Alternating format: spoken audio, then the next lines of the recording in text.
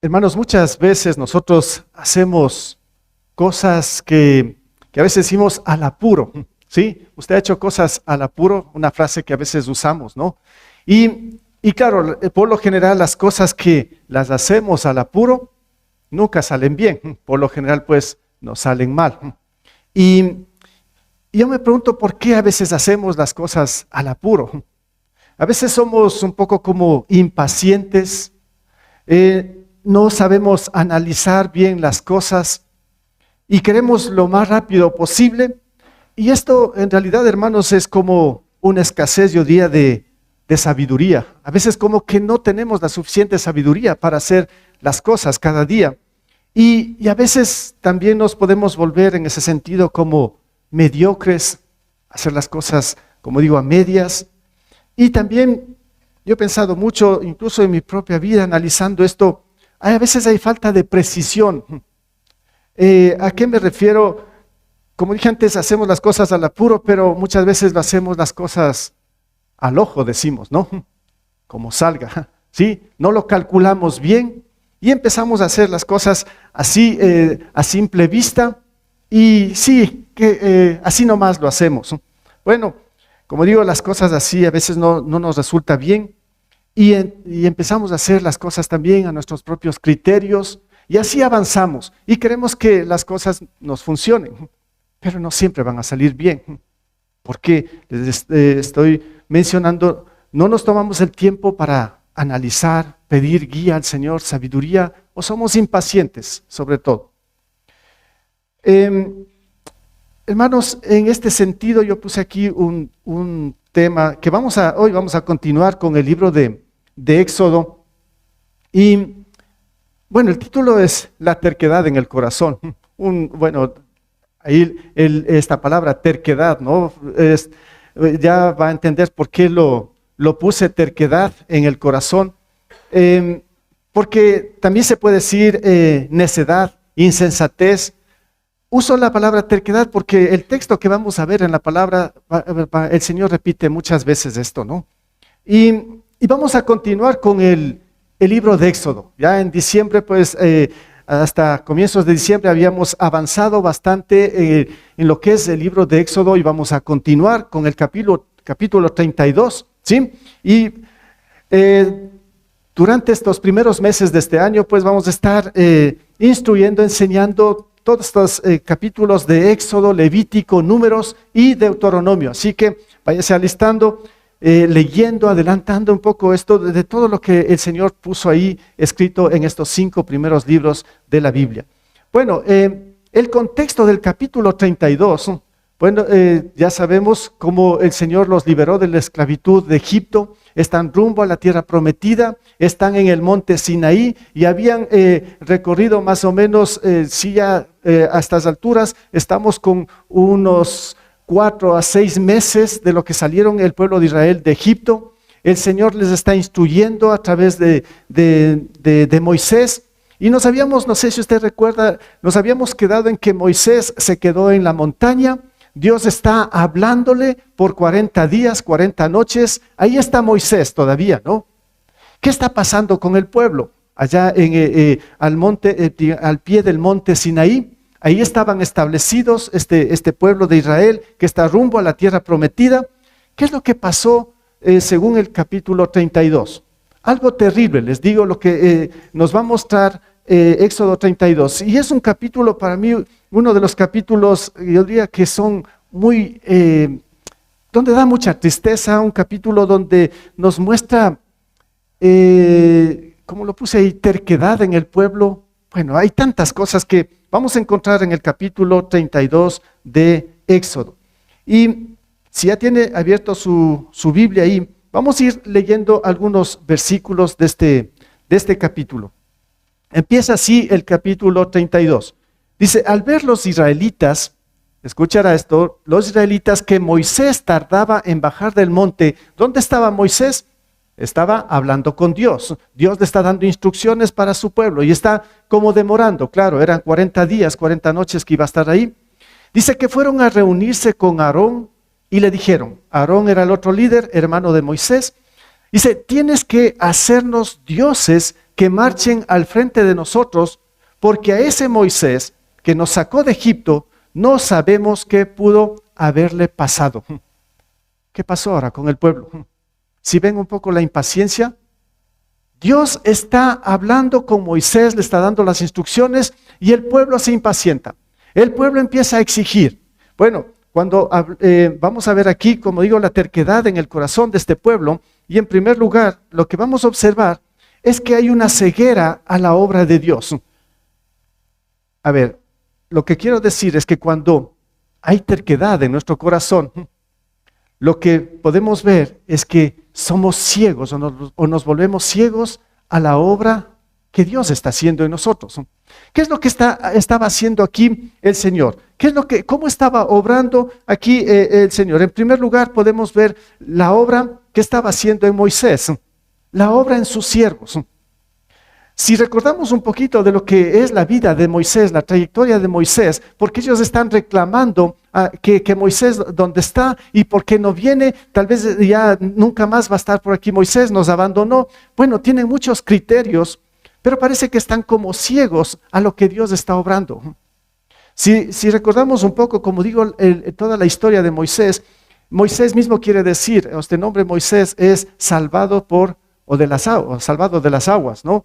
Porque cuando era bebé, pues el faraón estaba matando a todos los niños hebreos o judíos, y Moisés como bebé, como niño fue salvado. La mamá lo puso en esa cesta en el río Nilo y la hija del faraón lo salvó. Sí conoce un poco la historia. Desde ahí empieza el Señor pues preparando a un gran líder. Y después lo pone 40 años ahí con los egipcios, ¿sí? Preparándole para lo que iba a ser todo el servicio que iba a prestar Moisés a su pueblo. Luego lo manda 40 años al desierto. Así que Moisés ya tiene 80 años. 80 años donde el Señor le había instruido, le había preparado justamente para que guíe a su pueblo hacia la tierra prometida. Y ahora está Moisés ahí hablando con el Señor. Un hombre que el Señor lo capacitó para que haga una gran obra en su pueblo. No era quien quiera Moisés.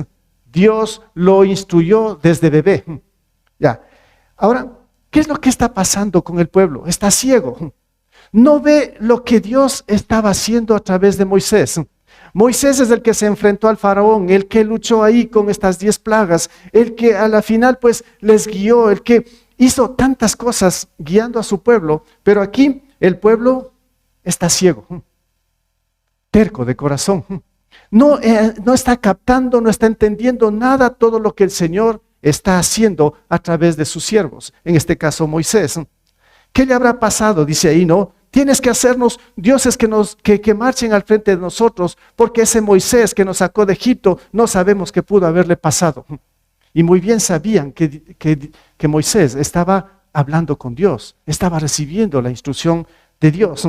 Bueno, ceguera ante la obra de Dios, ciegos, en primer lugar. Pero aquí quiero mencionar algo. El mismo Señor Jesús, Él discipuló a 12 siervos a primera instancia.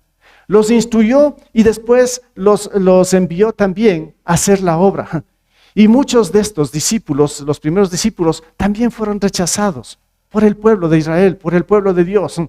No entendieron lo que Dios estaba haciendo con sus siervos. También podemos ver el mismo apóstol Pablo en el Nuevo Testamento. ¿Cómo lo preparó a este gran siervo del Señor, Dios mismo? ¿Cómo lo instruyó? En primer lugar, él tuvo una trayectoria muy religiosa, conoció mucho de la Escritura, pero no conocía todavía a Jesús. Y después Jesús mismo tiene un encuentro con el apóstol Pablo para mostrarle algo interesante. Y en Hechos 9, 15, 16, le dice esto a Ananías, que estaba ahí y se volvió ciego porque Saulo se encontró con Jesús. Y mire lo que le dice en Hechos 9, 15 y 16. Ve, insistió el Señor, porque ese hombre es mi instrumento escogido para dar a conocer mi nombre tanto a las naciones y a sus reyes como al pueblo de Israel. Yo le mostraré cuánto tendrá que padecer por mi nombre. Son los siervos que Dios escoge para obrar en su pueblo. ¿Y qué pasó con el apóstol Pablo? Así como con Moisés estamos viendo en esta escena. ¿Qué pasó? Fue muchas veces rechazado. La vida de Pablo fue muy complicada y como dice el versículo 16, yo le mostraré cuánto tendrá que padecer por mi nombre. Claro, porque el pueblo, el mismo pueblo de Dios, en este caso la iglesia ya de Cristo, se volvió en contra de Pablo. Al menos si usted lee la segunda carta a los Corintios, esa carta Pablo la escribe para mostrar que él es un verdadero apóstol de Jesús, porque la gente, la iglesia de Corinto, se puso en contra de Pablo. No es que les había hecho daño, sino que a veces como que nos volvemos ciegos ante lo que Dios está obrando a través de sus siervos. Y así hasta hoy en día, pues muchos siervos son rechazados porque el pueblo está ciego a lo que Dios está haciendo con estos hombres, con estos siervos que ha levantado el Señor. Y aquí vemos un rechazo, como digo, total a Moisés. ¿Y qué pasa cuando hay este rechazo? Vamos a ver un poquito más luego en los otros versículos. Pero también cuando hablamos de la ceguera a la obra de Dios, porque se están volviendo tercos de corazón este pueblo, también podemos ver aquí la obra en su pueblo. ¿Qué es lo que está pasando? Ellos primero no se dan cuenta lo que Dios está haciendo con sus líderes. Y también no se dan cuenta la obra de Dios en sus propias vidas. Apenas fueron meses de lo que salieron de la esclavitud de Egipto. Ellos experimentaron todo el poder de Dios cruzando el Mar Rojo en seco, recibiendo el alimento del cielo, del maná, recibiendo agua ahí en medio de la nada, en el desierto, y viendo la guía del Señor en la noche, en el día, todo lo que Dios estaba haciendo con su pueblo. Cuando Moisés tarda en venir, este pueblo se vuelve ciego. No está entendiendo lo que Dios está haciendo en sus propias vidas. Y por eso ellos van a exigir que haga algo, Aarón, un nuevo Dios, entre comillas. Y eso es lo que está mostrando aquí en el versículo 2, donde el pueblo dice, no sé qué le pasó a Moisés. En el versículo 2 dice, Aarón les respondió, entonces quítenles a sus mujeres los aretes de oro y también a sus hijos e hijas y tráiganmelos. Todos los israelitas se quitaron los aretes de oro que llevaban puestos y los llevaron a Aarón, quienes los recibió y los fundió. Luego cinceló el oro fundido e hizo un ídolo en forma de becerro. Entonces exclamó el pueblo, escuche lo que dice el pueblo, ¿no? Entonces el pueblo exclamó, Israel, aquí tienes a tu Dios que te sacó de Egipto. Cuando Aarón vio esto, construyó un altar enfrente del becerro y anunció, mañana haremos fiesta en honor del Señor. ¿Qué pasó con el pueblo? Ciegos. El Señor está obrando de una manera extraordinaria, tan maravillosamente en cada uno de ellos. El líder está hablando con el Señor, recibiendo instrucciones. Impaciente el pueblo, lo que les dije al inicio. ¿Quieren hacer las cosas al apuro? Pues bien, entonces, como exigen tanto, ahí está un ídolo. Un Dios. Dicen que ese es el Dios que les sacó de Egipto. Es un becerro de oro. ¿Qué les parece esto? ¿No es terquedad del pueblo? ¿No tienen un corazón cerrado a la obra de Dios? Hermanos, esto en verdad es terrible. Pero, ¿qué podemos ver nosotros también ahora como iglesia? ¿No somos ahora el pueblo de Dios? ¿Cómo estamos nosotros? Espero que no estemos cayendo a veces en la terquedad, cerrándonos en nuestro corazón o siendo ciegos al obrar de Dios en nosotros como pueblo, como iglesia. Porque el Señor sigue obrando, porque el Señor dice que dio todo por su iglesia y que nos ama tanto o de tal manera a cada uno de nosotros que sacrificó todo. Y Él sigue obrando a través, o ha obrado hasta aquí a través de estos, los siglos, de estos 21 siglos, ¿sí? Que somos como iglesia. Ahí ha estado el Señor. Y aquí estamos, el pueblo de Dios, como iglesia. Pero ¿qué está pasando? Espero que no haya esa ceguera en nosotros, porque el Señor nos va a recordar, solo para mostrar quiénes somos como iglesia. En 1 de Pedro 2:9 nos dice lo siguiente, pero ustedes, dice el Señor, a nosotros nos está diciendo ahora, ¿no? Pero ustedes son linaje escogido, real sacerdocio, nación santa, pueblo que le pertenece a Dios, para que proclamen las obras maravillosas de aquel que los llamó de las tinieblas a su luz admirable. ¿Por un acaso estos somos nosotros? Esto. Y el Señor sigue obrando en su pueblo. Pero cuidado, hermanos, que no nos volvamos tercos en ese sentido. Que no empecemos a hacer las cosas al apuro. O que perdamos la paciencia. O que nos empecemos a desesperar ante cualquier circunstancia que nos puede pasar, que en verdad es obra del Señor en nosotros. Pero a veces somos muy impacientes y queremos exigir y queremos que las cosas se hagan lo más rápido posible, porque estamos acostumbrados a esto. El mundo nos ha encajado en esto. El mundo nos presiona y nos impulsa a hacer las cosas de una forma mediocre, y el Señor se toma su tiempo. Y el Señor es el Dios todopoderoso, el Dios de orden, que está haciendo, como digo, una obra maravillosa en cada uno de nosotros como iglesia, como pueblo. Pero cuidado, que no caigamos en la impaciencia. Y peor, que perdamos el rumbo o nos volvamos ciegos a lo que el Señor está haciendo en nosotros. La obra es perfecta en cuanto a lo que Él está haciendo en nosotros. Entonces, hermanos, en esta primera parte, bien, yo estoy usando unos lentes, ¿no? Hablando de la ceguera. Si yo me saco los lentes, pues yo les digo, tengo esta discapacidad y no puedo leer la Biblia. Si ustedes me dicen leer la Biblia, no puedo. Yo con esto sí puedo leerlo, ¿no? ¿Sí? Puedo ver exactamente lo que dice. Entonces, miren, lo que quiero mencionar con esto, en este primer punto, es que estemos bien equipados, tal vez bien puestos los lentes, los que necesitemos, como sea, para ver bien, con claridad lo que Dios está haciendo, que no nos volvamos en ningún momento ciegos, porque esto lo que genera es terquedad en el corazón, necedad en el corazón, y esto es grave, lo que vamos a ver en un momento, ¿no? En todo este capítulo. Entonces, la terquedad en el corazón es generada por la ceguera que hay ante la obra de Dios, de sus líderes y también de nosotros, todos como pueblo. En segundo lugar, vamos a ver que hay un cambio de prioridades. ¿Qué pasó con el pueblo de Israel ahí en Sinaí, en el desierto, mientras Moisés estaba en el monte? Si leemos un poquito más, el versículo 7 al 10, seguimos aquí con la lectura. Dice, entonces el Señor le dijo a Moisés, baja, porque ya se ha corrompido el pueblo que sacaste de Egipto. Demasiado pronto se ha apartado del camino que les ordené seguir. Pues no solo han fundido oro y se han hecho un ídolo en forma de becerro, sino que se han inclinado ante él, le han ofrecido sacrificios y han declarado, Israel, aquí tienes a tu Dios que te sacó de Egipto. Ya me he dado cuenta de que aquí viene la palabra, ¿no? El Señor lo dijo. Dice, ya me he dado cuenta de que este es un pueblo terco.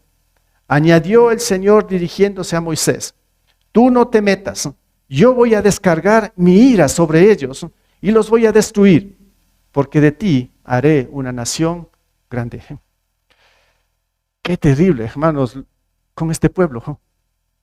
Ahora lo está entendiendo un poco más. El Señor mismo lo califica como un pueblo terco.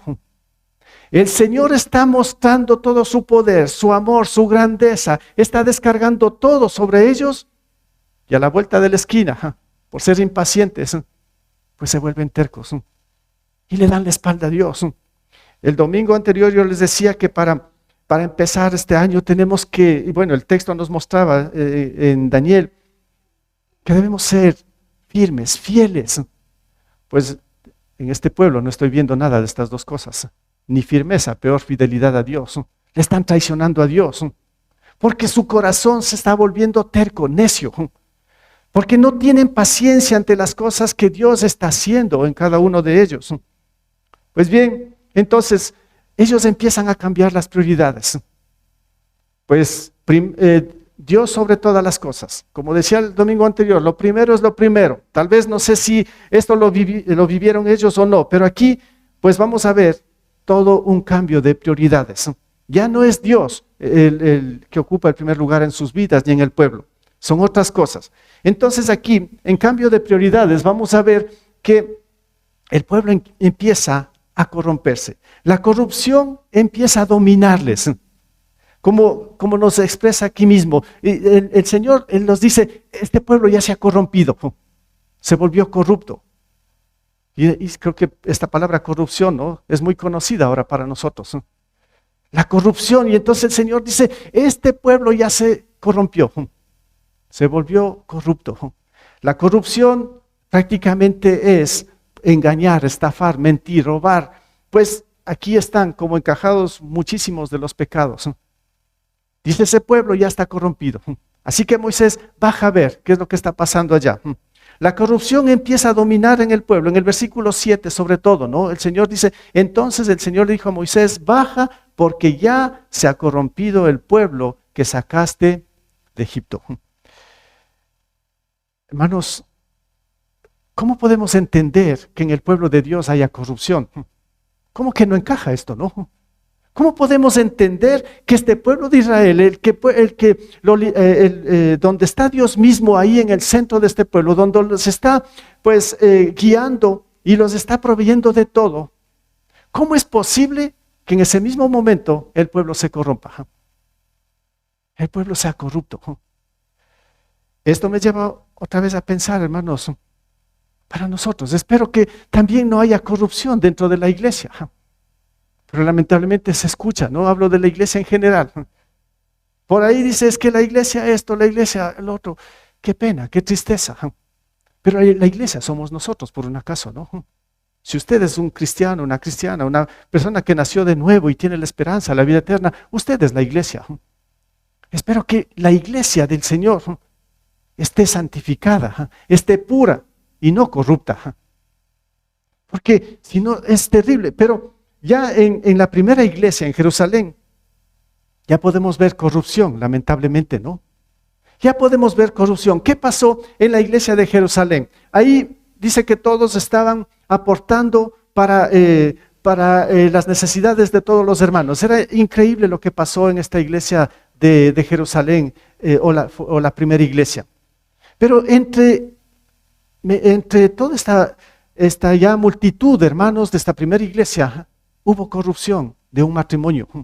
En Hechos 5 nos muestra esa corrupción. Ananías y Zafira. ¿Qué es lo que hicieron esta pareja? Ahí solamente podemos leer en Hechos 5:1. Dice, un hombre llamado Ananías también vendió una propiedad y en complicidad, escuche bien esto, y en complicidad con su esposa Zafira, se quedó con parte del dinero y puso el resto a disposición de los apóstoles. ¿Qué estaba pasando con esta pareja? Cayeron en la corrupción, en el engaño, en la mentira. Pero eran los hermanos de la iglesia y esta iglesia estaba creciendo grandemente en todo sentido. Y de pronto pues esta pareja, este matrimonio, se vuelve ciego y empieza a tener un corazón terco. Porque la corrupción, o digamos se dejaron apoderar de la corrupción y mintieron, estafaron, robaron. Y bueno, los otros versículos usted puede leerlo, tal vez los conoce. El Señor les quitó la vida. Hubo un juicio sobre ellos, ¿no? Ananías y Zafira, este par de esposos cristianos que se volvieron corruptos, tuvieron un juicio, murieron.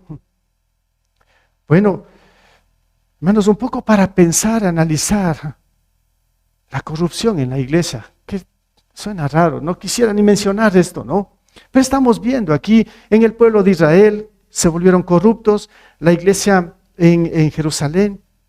Pero hermanos, todo esto el Señor nos está mostrando, nos está anticipando, nos está enseñando para que nosotros en verdad, hoy en día, vivamos en santidad, en integridad. Que en ningún momento, ante ninguna circunstancia, nuestro corazón empiece a ser terco, se vuelva corrupto. No, hermanos, esto no es la voluntad del Señor. Esto es pecado, esto deshonra al Señor. Más bien roguemos al Señor y pidamos que nos dé claridad ante todas las cosas, que tengamos paciencia y perseveremos, seamos constantes, firmes, fieles en todo el llamado que nos ha hecho el Señor. Para que en ningún momento en nuestra vida, en nuestro hogar, en nuestra iglesia, que en ninguna circunstancia haya corrupción. Esto es terrible, hermanos. Que no haya corrupción. Porque esto aquí está el punto, ¿no? Ahí la corrupción empieza a cambiar las prioridades. Ya no es Dios en primer lugar, pues son los otros afanes. Pero también lo que nos dice el versículo 8 aquí, cuando hay ese cambio de prioridades, se empieza a separar ¿de qué? De nosotros la verdad, ¿no? ¿Qué pasó en el versículo 8? Si leemos aquí la primera parte, el Señor le dice, demasiado pronto, claro, Dios estaba manifestando, se estaba dando a conocer todo, y fue muy rápido esto, dice, demasiado pronto se han apartado del camino que les ordené seguir. El Señor dice, ¿qué pasó? Demasiado pronto se apartaron de la verdad. Yo les estoy instruyendo, les estoy enseñando la verdad, les estoy mostrando el camino correcto, con todo mi amor, con todo lo que yo soy, dice el Señor. Pero este pueblo demasiado pronto se ha apartado de mi camino. Se ha separado de la verdad. Dice, ya no están siendo guiados por lo que yo les he mencionado, sino que ahora están siendo guiados por la terquedad de su corazón. Moisés, baja lo más pronto. Anda a ver qué es lo que está pasando con este pueblo. Hermanos, cuando hablamos de cambio de prioridades, como digo, entra en la corrupción, y no solo que entra la corrupción empieza a dominarnos, y automáticamente pues lo que hace esto es separarnos del camino, separarnos de la palabra, separarnos de la verdad. Como ejemplo, nada más podemos ver algo que el apóstol Pablo también le recomendaba a su discípulo, a su hijo espiritual Timoteo. Él le dice lo siguiente en la primera carta, en el capítulo 6, 10, le recuerda a Timoteo, ¿no? Dice, porque el amor al dinero es la raíz de toda clase de males. Por codiciarlo, algunos se han desviado de la fe y se han causado muchísimos sinsabores. Como ejemplo puse esto, ¿no? Cuando nos separamos de la verdad, ¿no? Cuando cambiamos las prioridades, cuando Dios ya no ocupa el primer lugar en nosotros, ¿no? Pues empezamos a vivir o empezamos a ser dominados por la corrupción, pero no solo esto, sino que nos empezamos a separar de la verdad, ¿no? ¿Y cómo calza este versículo aquí con respecto a esto? Como digo, Pablo le está recordando a Timoteo, no solo este versículo, ustedes pueden ver todo el contexto de todo lo que es este capítulo 6. Y aquí le está mencionando que hay que tener cuidado. El Señor dice que en verdad, o sea, nuestra vida no depende de la abundancia de los bienes, no depende del dinero, por un acaso. Eso es lo que enseña el Señor. Esa es la instrucción que Él nos da. Pero ¿qué pasa a veces con nosotros? Enseguida nos desviamos de la verdad y pensamos que el dinero es lo más importante que Dios, como ejemplo, nada más, ¿no?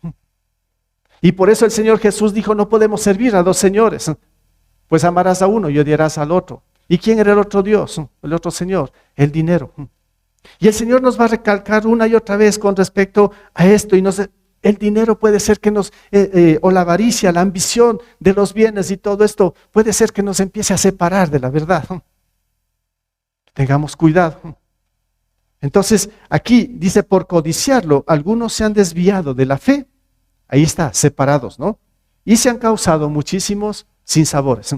Este pueblo se está buscando muchísimos sinsabores, porque están cambiando las prioridades, se están separando de la verdad, están haciendo las cosas a su manera, están apresurándose, están haciendo, como dije al inicio, las cosas así al apuro, pensando que lo que están haciendo y llevando a cabo es lo correcto, sin tomar en cuenta la instrucción de Dios. Se están buscando muchísimos sinsabores porque se están apartando o se están desviando de la fe. Pues bien, y no solo esto, cuando cambian las prioridades, automáticamente pues aquí empiezan a adorar a ídolos.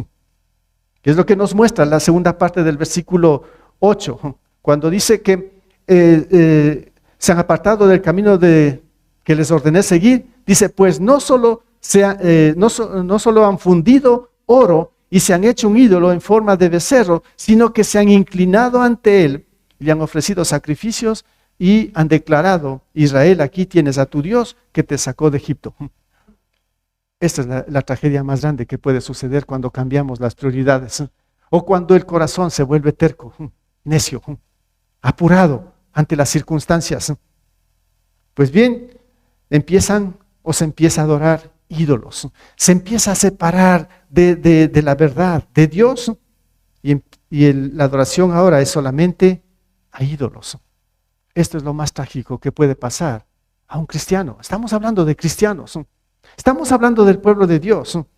Y por eso Jesús mismo recalcó cuando el enemigo estaba ahí tentándole, ¿sí? Y dijo, todo esto te doy si te postras y me adoras, decía el enemigo, ¿no? Porque eso es lo que quiere el enemigo de Dios, Satanás mismo, que todos estemos adorándole a él y menos a Dios. Pero el enemigo ofrece tantas cosas que son irreales, fantasía nada más. Y lo que el enemigo quiere ver, que ojalá toda la iglesia, todo el pueblo de Dios esté postrado, inclinado, adorándole a él, adorando ídolos. Y Jesús dijo claramente, adora al Señor tu Dios y sírvele solamente a Él. A eso nos llama el Señor. No cambiemos las prioridades. Cuidado, que al cambiar prioridades, al poner Dios en otro lugar o que no esté en primer lugar, pues la corrupción nos va a dominar. Nos separamos de la verdad y sin darnos cuenta estamos postrados ante ídolos. Y los ídolos, ya sabemos, ya hemos mencionado muchas veces, no son para nosotros los ídolos, estatuas, lo que sea. No, los ídolos que el mundo nos pone. De pronto pues estamos postrados ante circunstancias aquí de este mundo, dinero, bienes, lo que sea. Podemos estar adorando a estos ídolos y menos a Dios. Porque hemos cambiado las prioridades. Y eso es tener un corazón terco. Eso es lo que ve el Señor, o ve de esta manera, ¿no? Miren, solo algo que está muy fresquito, ¿no? Acabamos de celebrar la Navidad, algo que es tan grandioso para nosotros como cristianos. Pero también yo pude observar mucho en esto donde ahí mismo el pueblo de Dios, de pronto en vez de usar esas fechas para adorar a Dios, para postrarse ante el Rey de Reyes, que es nuestro Salvador, nuestro Señor, de pronto muchos tal vez cristianos estuvieron tan ocupados atendiendo visitas, preparando fiestas, celebraciones, y no se dieron el tiempo de adorar a Dios. Qué fácil cambiar las prioridades, ¿sí ven? Qué fácil. Cuando en verdad son fechas donde tenemos que como pueblo de Dios postrarnos ante Él y adorar, buscar su presencia. Pero las circunstancias como que nos exprimen, como que nos alejan, nos presionan de la realidad, que es postrarnos y servirnos y adorarle solamente a Dios. ¿Sí ven qué fácil, qué frágiles que somos muchas veces en cambiar prioridades? Somos muy frágiles y ahí estamos viendo en este pueblo de Israel. Pues bien, esa era la segunda cosa. Un corazón terco es cuando cambia prioridades, ¿sí? En tercer lugar, vamos a ver que hay una carencia o un vacío espiritual. Eso se puede ver en el pueblo de Israel, aquí en este capítulo 32. Y podemos leer el 25 al 27. Ahora saltamos unos versículos. En el versículo 25, ahí podemos leer, ¿sí? Dice, al ver Moisés que el pueblo estaba, escuche esto, que el pueblo estaba desenfrenado y que Aarón les había permitido desmandarse y convertirse en el hazme reír de sus enemigos, se puso a la entrada del campamento y dijo, todo el que esté de parte del Señor, que se pase de mi lado. Y se reunieron todos los levitas. Entonces les dijo Moisés, el Señor y Dios de Israel ordena lo siguiente, cíñanse cada uno la espada y recorra todo el campamento de un extremo al otro, y mate al que se ponga enfrente, sea hermano, amigo o vecino. ¿Qué está pasando ahora? ¿Qué pasó con este pueblo? Estamos llegando a lo más terrible, las circunstancias de todo esto, ¿no? Pero estamos viendo aquí una carencia o un vacío espiritual de esta gente. No, cuando digo carencia, vacío espiritual, es porque en verdad pues no tiene ya ni una pequeña parte de temor a Dios. Se ha vaciado completamente el tanque, si podemos decirlo, ¿no? Si usted está conduciendo en un vehículo y se le vacía el tanque de gasolina, por más que usted quiera, usted no va a poder avanzar ni un solo metro. Ya no hay, está vacío. Pero a veces parece que de pronto, pues, como cristianos nos dejamos vaciar el tanque espiritual. Y cuando está vacío el tanque espiritual, pues nuestro corazón es terco. ¿Sí? Y empezamos otra vez a llenarlo de las cosas del mundo, menos de las cosas espirituales. Y cuando aquí nos muestra esta parte y lo que nos está mencionando, ¿no? Dice, anda a verlo, porque ese pueblo se ha desenfrenado. Esa palabra a mí siempre me llama la atención aquí en la Biblia, el desenfreno, ¿no? Cuando hay carencia, vacío espiritual, lo que hay es un desenfreno o no hay control ante el pecado. Cuando hablamos del desenfreno, estoy hablando del vacío, ¿no?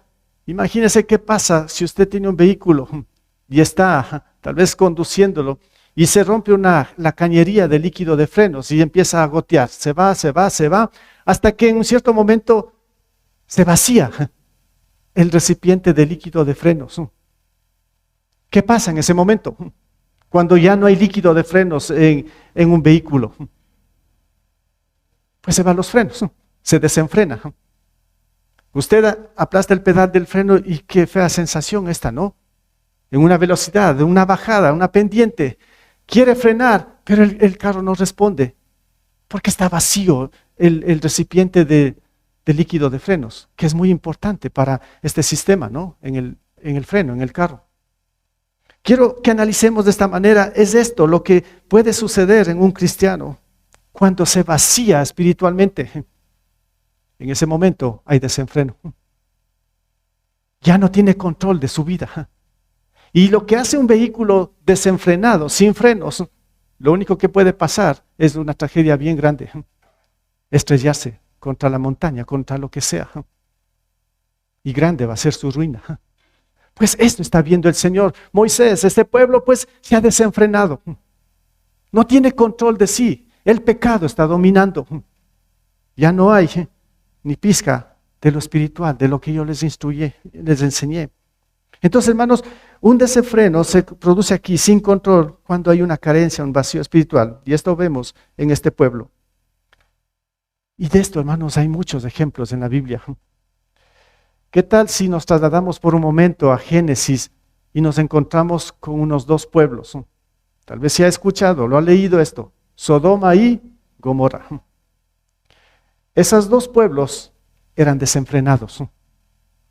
Esos pueblos eran vacíos, o sea, toda la gente era gente con tanques vacíos espiritualmente. Y ahí podemos ver un desenfreno en todo sentido, sobre todo en la inmoralidad sexual.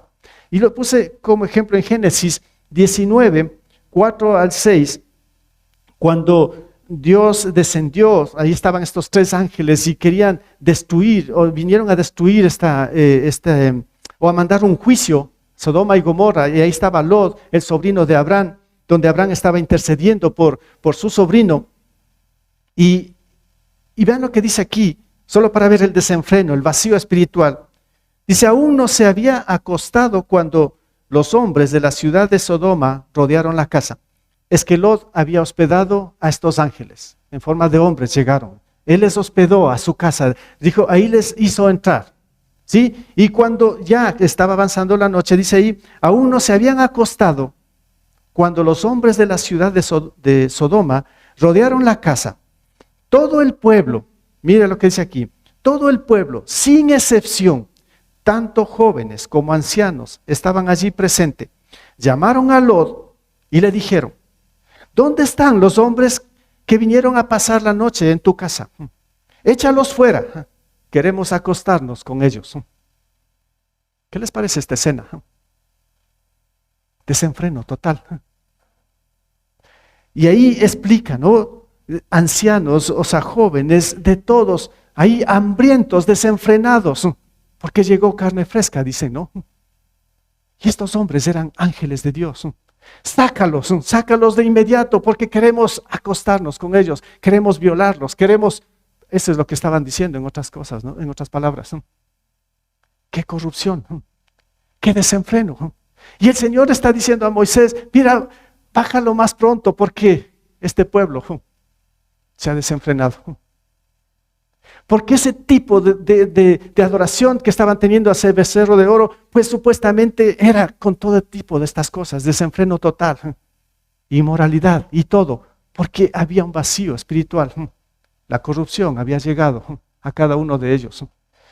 Ahora, hermanos, esto no es terquedad. ¿Qué pueblo terco? Después de que Dios está dando todo, después de que Dios hizo todo por ellos. Esto es completa infidelidad a Dios. Terquedad. Ciegos. Corruptos. Hermanos, entonces hay un desenfreno. Para mí este punto era el más complicado, el más grave. Que en ningún momento, repito aquí hermanos, ninguno de nosotros nos desenfrenemos. Después de haber sido llenados nuestro corazón con la gracia de Dios, ¿cómo es posible que nos dejemos vaciar? ¿Y cuando nos vaciamos? Podríamos decir, ¿no? Cuando uno se vacía, cuando uno empieza a ser indiferente a Cristo, a nuestro Señor, a nuestro Salvador, cuando dejamos de estudiar la palabra, cuando dejamos de congregarnos, cuando dejamos de orar, cuando dejamos de servir, nuestro tanque empieza a vaciarse. Y cuando menos pensamos, pues el tanque está vacío y si ve dónde termina todo esto. Y por eso el Señor siempre nos va a mostrar a través de su palabra. Dice en Efesios, esfuércense. Y también dice, fortalezcanse con mi poder, dice el Señor. Pónganse toda la armadura de Dios. ¿Para qué? Para poder resistir ante todo esto. Tenemos que estar bien despiertos, bien atentos. Y como dijo Jesús mismo, oren y velen para que no caigan en tentación. Porque la carne es débil, dijo el Señor. La carne sigue siendo débil. Necesitamos, hermanos, hoy más que nunca unirnos en todo esto y avanzar, crecer juntos. Porque afuera el mundo sigue creciendo en la maldad, sigue creciendo en la tentación, sigue creciendo en el engaño. Pero el Señor pues nos ha sacado de esas tinieblas, de esa oscuridad, para hacer luz, para crecer juntos. ¿Por qué dejar que nuestro tanque, nuestro corazón se vacíe y volvernos tercos? ¿Por qué? Esto es necedad. Entonces, hermanos, Dios está con nosotros, Dios está a favor de nosotros, Dios es el que nos sostiene, así como exactamente estaba haciendo con el pueblo de Israel. Ellos vieron con más visibilidad, ellos presenciaron con más cercanía todo ese gran poder de Dios. Pero ¿qué pasó? Impaciencia. Ese Moisés que no baja rápido, ¿qué estará haciendo allá? ¿Qué pasó con el pueblo? ¿Qué sucedió en ese momento? El enemigo enseguida pues lo puso otras cosas. Este es el Dios que le sacó de Israel. Ídolos, un becerro de oro. Hermanos, esto también en verdad es de un mal testimonio. Que nosotros como cristianos en ningún momento seamos de mal testimonio. Que en ningún momento nosotros le fallemos a Dios. Tenemos que estar conectados con Él. Nuestro testimonio tiene que estar en lo más alto. Que todo el mundo lo vea. ¿Quiénes somos? Que somos hijos de Dios. Que somos pues esa luz, esa sal que Dios nos ha puesto aquí en este mundo de oscuridad. Tenemos que trabajar duro en esto. No tenemos que debilitarnos. Tenemos que ser firmes ante el llamado de Dios. Que en ningún momento pues nuestro testimonio decaiga, se debilite. Nuestro testimonio tiene que estar en lo más alto. Y eso es lo que pasó aquí en el versículo 25, ¿no? Viendo a este pueblo en la parte 2, en la parte B, donde dice, ahora Aarón les había permitido desmandarse y convertirse en el hazme reír, ¿de quién? De sus enemigos. ¿Qué estaban viendo los otros pueblos? ¿Qué estaban viendo los mismos egipcios? Ese Dios que les sacó. Ahí está. Ahí está. Ahí están ese pueblo de Israel. Desenfrenados, pervertidos, corruptos. Ahí están. Así empezó a ver aquí las naciones, los enemigos. Y fueron, dice, el hazme reír. ¿De quién? En primer lugar, de Dios. Qué terrible esto. Por nuestro mal testimonio, que los demás empiecen a ver mal a Dios, a hablar mal de Dios, de su iglesia. Hermanos, detrás de esto puede haber un juicio para todo aquel que no es fiel. Y de hecho, así es, así vamos a concluir esta parte, ¿no? Solo para mostrar un poco aquí consecuencias, ¿sí? Consecuencias de todo esto, de este capítulo. Hay una cantidad aquí de consecuencias. En primer lugar, si regresamos al versículo 10, podemos aquí leerlo. El versículo 10 dice, tú no te metas, le dice Dios a Moisés, ¿no? Tú no te metas. Yo voy a descargar mi ira sobre ellos y los voy a destruir, pero de ti haré una nación grande. ¿Qué es lo que iba a hacer aquí el Señor? ¿Qué es lo que estamos viendo en el versículo 10? La ira de Dios. Y dice, yo los voy a destruir. Hermanos, qué grave. Que hoy diga que estemos bajo la ira de Dios y que diga, apártate a quien quiera, porque los voy a destruir. Qué juicio, qué disciplina de parte del Señor. En el versículo 19, consecuencias, también podemos leerlo, que aquí en cambio con Moisés, qué terrible esto, ¿no? Dice, cuando Moisés se acercó al campamento y vio el becerro y las danzas, ardió en ira y arrojó de sus manos las tablas de la ley, haciéndolas pedazos al pie del monte. A un líder frustrado. Frustración en los siervos de Dios, en los que están trabajando para la obra del Señor, y ver a un pueblo descarriado, desanimado aquí a Moisés. Y lo que hizo, ¿no? Tenía algo sagrado en sus manos. La misma palabra, la ley que le dio el Señor grabado en esas piedras. Con el puño del Señor. Y ahora ante la corrupción del pueblo, en la ira también de Moisés, las bota y las hace pedazos. Ahí estaba la ley de Dios. Hermanos, también en el verso 27-28, ya vimos ahí, muchos fueron muertos.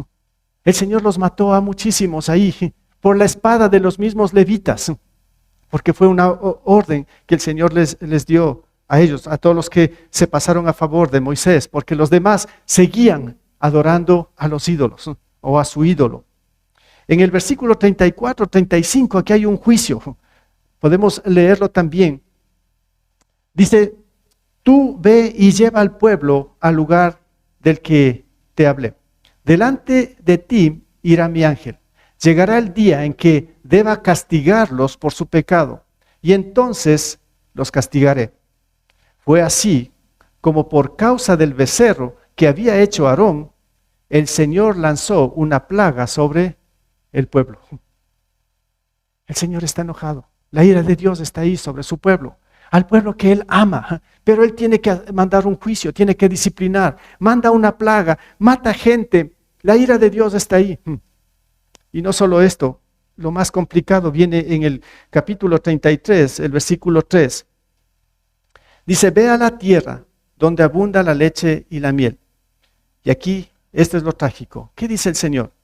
Yo no los acompañaré, porque ustedes son un pueblo terco y podría yo destruirlos en el camino. ¿Qué pasa ahora con el Señor? Dice, ahora yo ya no los voy a acompañar. ¿Y qué dice la palabra? Separados de Él, ¿qué podemos hacer? Nada. Y bueno, dice, va a mandar un ángel, pero yo ya no estoy, dice el Señor. Y más bien, dice, los voy a destruir. Y algo que viene después, en los próximos capítulos, sobre todo en Números, en los otros libros, va a haber esa destrucción, lamentablemente, ¿no? Porque el pueblo, después de toda esta disciplina, de todo esto, siguió terco. Yo me pregunto, ¿qué pasó? ¿Qué necedad de este pueblo? ¡Qué terrible! Hermanos, ¿qué está pasando con nosotros? Es el tiempo de evaluarnos. Espero que como dije antes, nuestro corazón, nuestro ser esté repleto de las cosas de Dios. Que estemos llenos del Espíritu Santo, porque si estamos llenos del Espíritu Santo, hermanos, pues podemos dar muchos frutos para la honra y la gloria de Dios. Nuestras vidas van a ser diferentes. Nuestra vida va a tener mucho sentido. Nuestra vida, pues, va a ser un instrumento para dar la gloria y la honra a Dios. Pero cuidado con caer en la terquedad, porque somos todavía seres con un corazón todavía pecaminoso o una naturaleza pecaminosa, todavía somos imperfectos, que sí podemos caer lamentablemente. Pero hermanos, aquí estamos para seguir adelante, ojalá firmes, no decaigamos. Cristo está con nosotros, Él es nuestro Señor, Él es nuestro Señor, Él es nuestro pastor, Él es nuestra guía, nuestra luz, el que nos sustenta, el que nos sostiene. Hermanos, con Cristo no nos falta absolutamente nada. No busque en otro lugar, busque el refugio solamente en Dios, crezca en Él, sírvale solamente a Él. Así tenemos que avanzar. Y por eso, hermanos, finalmente, lo que puedo mencionar aquí es que cada día el Señor está obrando grandemente en su pueblo. Así como en el pueblo de Israel, pero este pueblo se volvió ciego. Hasta ahora sigue obrando de una manera extraordinaria. Muy grande la obra del Señor es en su vida, en mi vida, en su iglesia. Dice, aunque a veces pareciera que está ausente, estos israelitas pensaron que Dios ya lo había abandonado y empezaron a descarriarse, a corromperse. No pensemos en ningún momento cuando pareciera ser que el Señor como que no está obrando en nuestras vidas. El Señor sí está obrando en su vida, en la enfermedad, en la crisis, en lo que sea. Dios está con usted, no se olvide. No se desespere, no se angustie, no sea impaciente, no haga las cosas al apuro. Haga las cosas conforme a la voluntad de Dios. Y por eso aquí he puesto, cada día el Señor está obrando grandemente en su pueblo, aunque a veces pareciera que está ausente. Debemos aprender, hermanos, a no inquietarnos por nada. Eso dice la palabra, ¿no? Debemos aprender a no inquietarnos por nada, porque cuando estamos inquietos, ahí es donde nos apresuramos y las cosas hacemos al apuro. Entonces debemos aprender a no inquietarnos por nada, más bien en toda ocasión, no importa la situación en la que usted se encuentre, en toda ocasión, con oración y ruego, hay que presentar las peticiones a Dios y darle gracias. Es lo que nos dice Filipenses 4:6. Esto tenemos que aplicar a nuestra vida. Caso contrario, hermanos, la terquedad se puede apoderar ¿de qué? De nuestro corazón. Miren, a veces estamos a un hilo de esto. Pero repito aquí, debemos aprender a no inquietarnos por nada. Debemos aprender juntos. Esta es la instrucción que nos da el Señor. Más bien en toda ocasión, con oración y ruego, presentemos nuestras peticiones a Dios y démosle gracias. Esto es la voluntad de Él. Así tiene que ser el estilo de nuestra vida como cristianos, como iglesia. Y entonces sí, vamos a tener más visibilidad, vamos a estar más abiertos, vamos a estar siempre puestos los lentes para ver toda la grandeza de Dios y toda esa obra grande también que Dios está haciendo en nosotros. Así funciona. Así nos muestra el Señor. Así que, hermanos, repito, que estemos unidos en todo esto y sigamos adelante. No decaigamos ni flaquemos ante nada.